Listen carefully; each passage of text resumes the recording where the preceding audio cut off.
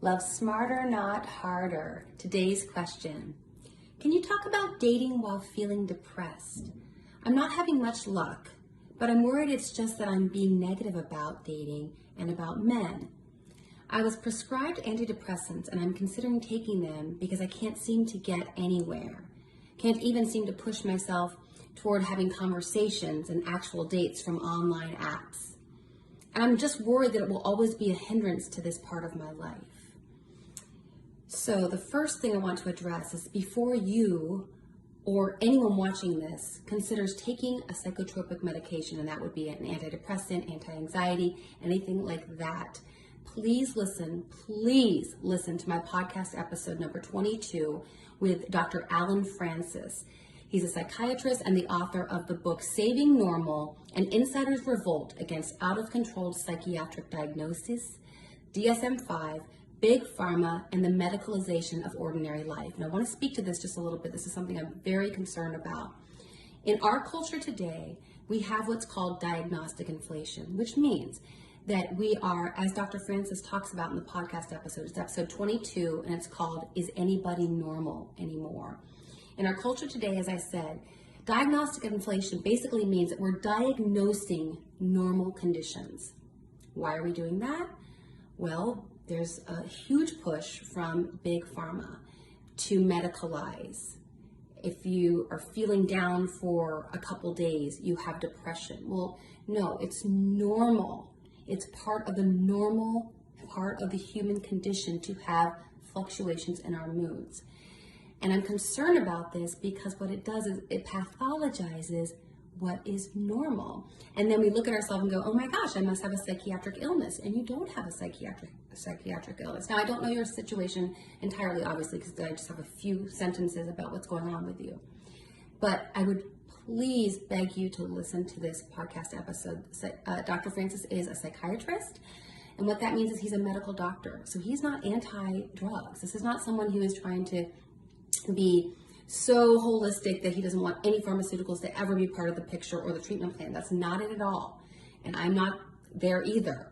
But I'm gravely concerned that when someone is depressed because they just lost their mother and she passed away, and 6 months later they're still sad, that they think that they are now clinically depressed. There's a difference between just having sad feelings and being clinically depressed.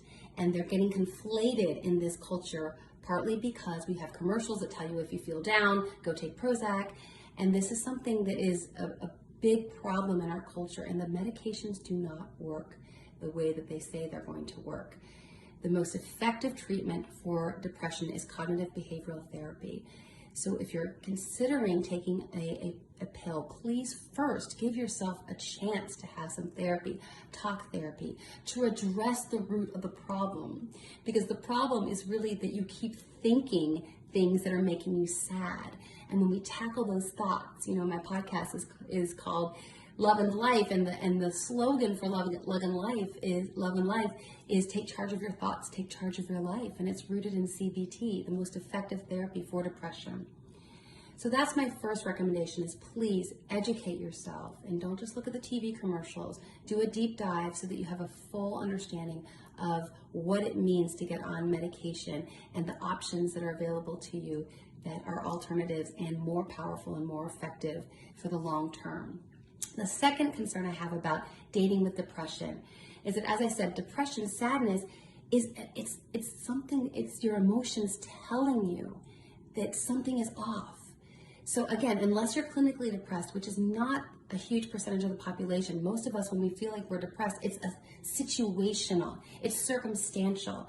It's for a period of time because of something we're going through. And our feelings are telling us we need to address something.